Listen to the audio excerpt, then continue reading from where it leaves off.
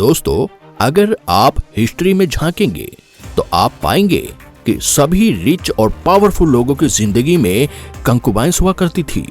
अगर हम कंकुबाइंस को डिफाइन करना चाहें तो इसके लिए यह फ्रेज बढ़िया है, king so and so kept many concubines, जिसका अर्थ होता है बहुत राजा और उनकी बहुत सारी कंकुबाइंस। इसमें से अधिकांश वुमेन तो बिना अपनी चॉइस के ही कंकुबाइंस बना दी जाती थी। अगर आप शब्द कंकुबाइंस को सर्च करेंगे तो आपको इसकी बहुत सी डेफिनेशन मिल जाएंगी, लेकिन अगर सीधे और सरल तरीके से चाइनीज कंकुबाइंस के रूप में इन्हें डिफाइन करें तो ये रिच और एम्पीरियल फैमिली की मिस्ट्रेसेस हुआ करती थी। लेकिन साथ ही आपको हिस्ट्री में बहुत सी ऐसी वुमेन भी मिल जाएगी जिनके लिए कंकुबाइन का मीन केवल सेक्सुअल स्लेवरी तक ही रहा, जो कि बहुत ही डरावना और दुखद हुआ करता था। इन्हें इसके बदले में फूड, शेल्टर और थोड़ी सी सुरक्षा मिल जाया करती थी। स्पेशली वॉर के टाइम में यह नहीं देखा जाता था कि क्या सिचुएशन है, बल्कि यह मैन की पर्सनैलिटी पर डिपेंड करता था कि वह कंकुबाइंस को कैसा ट्रीट करते हैं। अगर वह खराब हुआ तो पुअर ट्रीटमेंट, और अगर अच्छा तो गुड ट्रीटमेंट मिला करता था।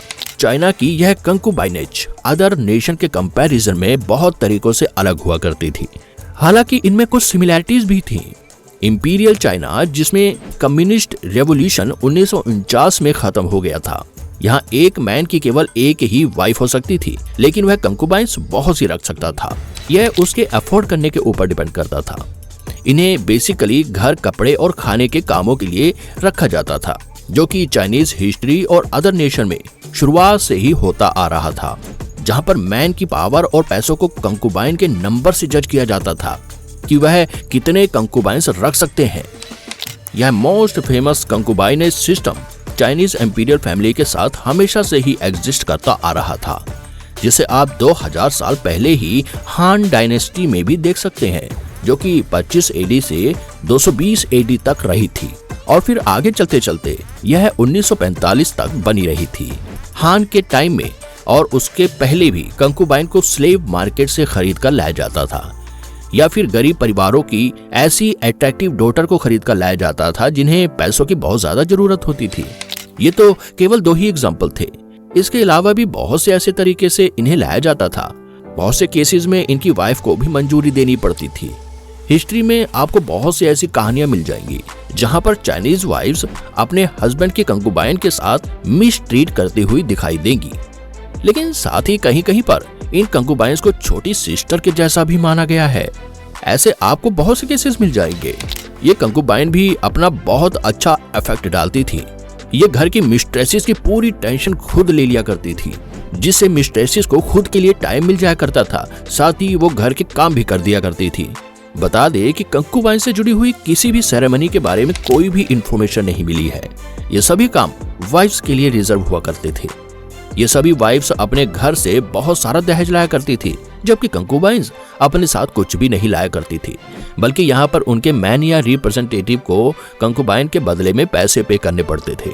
ऐसी वुमेन जो बिना शादी के ही कंकुबाइन बन गई हो, उसे बहुत अच्छा माना जाता था, और फिर अगर उसका मास्टर मर भी जाए तो उसे वापस घर नहीं भेजा जाता था। इसके पीछे चाइना की लॉन्ग हिस्ट्री है, जहाँ पर बहुत से एग्जम्पशन भी देखने को मिलते हैं। एक वुमेन उनमें से कई यंग किशोरों की कंकुबाइन हो सकती थी, जैसे कि रॉयल प्रिंसेस, एम्पीरियर या एम्पीरियर की फैमिली के अदर मेंबर और उनसे जुड़े हुए लोग। कंकुबाइन का मेन पर्पस सेक्सुअल हुआ करता था, बाकी काम बाद में देखे जाते थे, और एम्पीरियल कोर्ट तक पहुंचने के लिए उनसे अट्रैक्टिव होने के साथ साथ और भी बहुत कुछ एक्सेप्ट किया जाता था। इससे पहले कि कंकुबाइन को हर जगह एक्सेप्ट किया जाए, उन्हें एक बहुत ही कठिन प्रोसेस से होकर गुजरना पड़ता था, जिसमें एक बहुत बड़ी मेजोरिटी में से उन कंकुबाइंस को चूज किया जाता था, जिसमें ब्यूटी होने के साथ साथ अदर क्वालिटीज भी हो, जैसे इंटेलिजेंस, डिसिप्लिन और गुड हेल्थ के हिसाब से उन्हें सिलेक्ट करना। इतना ही नहीं, उनके मैनर, वॉइस और बॉडी लैंग्वेज, यह सब भी कंफर्म किया करते थे। साथ ही कैंडिडेट को चतुराई से बात करना भी आना चाहिए, और उसे चाइना के मोरल्स और फिलोसफी की नॉलेज होने के साथ साथ उन्हें मानना भी चाहिए। अधिकांश एम्पीरियल हस्बैंड की कंकुबाइन किसानों की लड़कियां नहीं हुआ करती थी, बल्कि ये तो हाई रैंकिंग ऑफिशियल या मर्चेंट्स की डॉटर हुआ करती थी, जो कि एम्पीरियर की डॉटर्स को एजुकेट भी कर सके। फिर इस प्रोसेस के एंड में कुछ गिने चुने कैंडिडेट को 1 ईयर दिया जाता था, जिसमें उनके एकेडमिक टेस्ट हुआ करते थे और इसके बाद ही उन्हें एम्पीरियर या किसी अदर पावरफुल मैन को दिया जाता था। इसे हम फाइनल स्टेज मान भी सकते हैं और नहीं भी, क्योंकि इन्हें एकेडमिक टेस्ट के अलावा अदर टाइप के इंटीमेट टेस्ट भी देने पड़ते थे, जो कि या तो सर्वेंट्स को ऑब्जर्व करके सीख सकती थी या फिर एक्सप्लिसिट टेस्ट द्वारा। हालांकि हमें यहाँ पर बहुत से एग्जेम्पशन भी देखने को मिले हैं, जैसे कि एक स्टनिंग वुमेन जो ज्यादा सुंदर नहीं होती थी उसे भी एक्सेप्ट किया जाता था, और ऐसी वुमेन जिसमें करिश्मा तो हो पर अट्रैक्टिव ना हो तो उसे भी एक्सेप्ट किया जाता था। इन वुमेन्स की लाइफ लग्जरी होने के बावजूद भी कंकुबाइंस का मीन्स क्वीन लिया गया, जिसका मीन्स है फीमेल स्लेव। कंकुबाइन का एम्पीरियर की परमिशन के बिना फोरबिडन सिटी में जाना मना था। आपको बता दें कि यहाँ पर फोरबिडन सिटी का मीन्स एम्पीरियर की ऐसी प्लेस से हुआ करता था जहाँ उनके हाउस होल्ड और गवर्नमेंट के सभी वर्क हुआ करते थे और उनकी रिटर्न परमिशन के बिना वहाँ कोई भी नहीं जा सकता था। अगर एम्पीरियर के द्वारा किसी कंकुबाइन को वहाँ एंटर करने की रिटर्न परमिशन दी जाती थी तो इसका मतलब है कि वह एम्पीरियर की फेवरेट हुआ करती थी। इस तरह कंकुबाइंस को भी अलग अलग पावर मिली थी और उनमें से अगर कोई एम्पीरियर की फेवरेट है तो भी वह वहाँ टेम्परेरी ही रह सकती थी। हिस्ट्री में हरम वर्ड का यूज भी कंकुबाइंस के लिए ऑटोमन एम्पायर के द्वारा किया गया था, जहां पर वुमेन के बहुत सारे मींस ग्रुप्स एक मैन के साथ सेक्स के लिए अवेलेबल रहते थे। इन कंकुबाइंस का मेन पर्पस लड़के या बच्चे पैदा करना भी होता था। एम्पीरियर और कंकुबाइन के द्वारा पैदा हुए बच्चों को रॉयल फैमिली का ही पार्ट माना जाता था और फिर बड़े होने के साथ ही उन्हें बहुत से अधिकार भी दिए जाते थे। उन्हें अनफेयर नहीं माना जाता था, लेकिन फिर भी इन बच्चों को एम्पीरियर की वाइफ के बच्चों के कंपेयर में लोअर रैंक पर ही रखा जाता था। पर फिर भी आपको हिस्ट्री में ऐसे बहुत से केसेस मिल जाएंगे जहां कंकुबाइंस के बच्चों ने एम्पीरियर से भी आगे बढ़कर खुद को साबित किया और सबके फेवरेट भी बने। एम्पीरियल चाइना की कंकुबाइंस के बारे में मोस्ट कंट्रोवर्शियल और वेल नोन एस्पेक्ट्स यह मिलती है कि अपर चाइनीज वुमेन और फिर बाद में अपर मिडिल क्लास वुमेन की फुट बाइंडिंग की जाती थी। बता दें कि फुट बाइंडिंग में गर्ल्स की यंग एज में ही उनके पैरों को बहुत ही टाइटली बांध दिया जाता था, जिससे उनके पैर प्रॉपर ग्रो नहीं कर पाते थे। पैर की उंगलियां पैर के अंदर की ओर मुड़ जाती थी, जिससे पैर यूजलेस हो जाया करते थे। इसके पीछे हिस्ट्री में बहुत से रीजंस माने गए हैं। इन्हें वेल्थ और रिफाइनमेंट का साइन माना गया है। यह प्रथा 100 साल से भी ज्यादा तक चलती रही, लेकिन फिर 12th सेंचुरीज तक आते आते इसे नेशनलिस्ट के द्वारा इलीगल बना दिया गया और 1949 तक आते आते इसे पूरी तरह से अलग कर दिया गया। फुट बाइंडिंग की वजह से वुमेन हमेशा के लिए क्रिपलेट हो जाती और अब वह छड़ी या किसी अदर के सहारे ही चल पाया करती थी। इस प्रथा को रोकने में बहुत ही ज्यादा समय लग गया। दोस्तों, चाइनीज हिस्ट्री की मोस्ट फेमस कंकुबाइंस भी ज्यादा पुरानी नहीं है, बल्कि ये 1908 तक रही। उसने अपनी बची हुई लाइफ में पूरे चाइना पर रूल किया। इनका नाम था एम्प्रेस डोगर सुशी। इनका जन्म 1835 में हुआ था और ये एम्पीरियर जान फोंग की लोअर कंकुबाइन हुआ करती थी।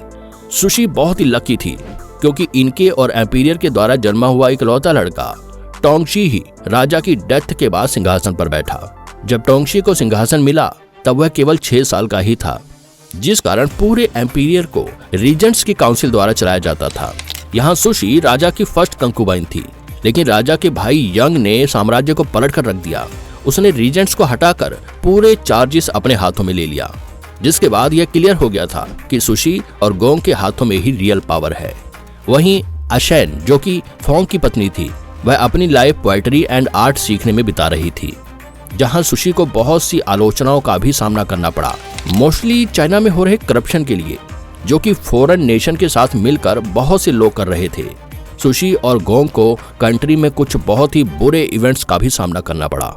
मॉडर्न हिस्ट्री में हम इसे टैपिंग एंड न्यान रेवोल्यूशन के नाम से भी जानते हैं, जिसके चलते लाखों लोगों को जान गंवानी पड़ी थी। साथ ही 1899 से 1901 के बीच द ग्रेट बॉक्स रेवोल्यूशन भी हुआ था, जिसके चलते वेस्टर्न पावर और अलाइड्स के हाथों चाइनीज वारलॉर्ड्स को हारना पड़ा था। एम्पीरियर टोंगशी सिंहासन पर बैठने के 2 साल बाद ही मर गया था, जिसके बाद सुशी ने रॉयल ब्लड के ही अपने नेफ्यू को अडॉप्ट कर लिया था और इस नए नेफ्यू गैंगसू को सिंहासन पर बैठा दिया था। गैंगसू ने अपनी मदर की हेल्प से 1889 से लेकर 1898 तक रूल किया था। लेकिन बाद में उसने अपनी माँ की बातें ना मानकर खुद से शासन करना शुरू कर दिया, जिस कारण से रियल पावर फिर से कंकुबाइन के हाथों में आ गई, जिसके बाद 1908 में वह मर गई। दोस्तों, कंकुबाइनेज वर्ल्ड की अलग अलग कंट्रीज में आज भी डिफरेंट फॉर्म में देखने को मिल जाएगा। जैसे अमेरिका जैसी कंट्रीज में कम एज की गर्ल्स का रिच फैमिली के ज्यादा एज वाले मैन से शादी करना etc। तो दोस्तों, ये था हमारा आज का वीडियो। पसंद आया हो तो लाइक और शेयर कर दीजिए, और ऐसी ही इंटरेस्टिंग वीडियो देखना चाहते हो तो हमारे चैनल को सब्सक्राइब भी कर लेना। Thanks for watching.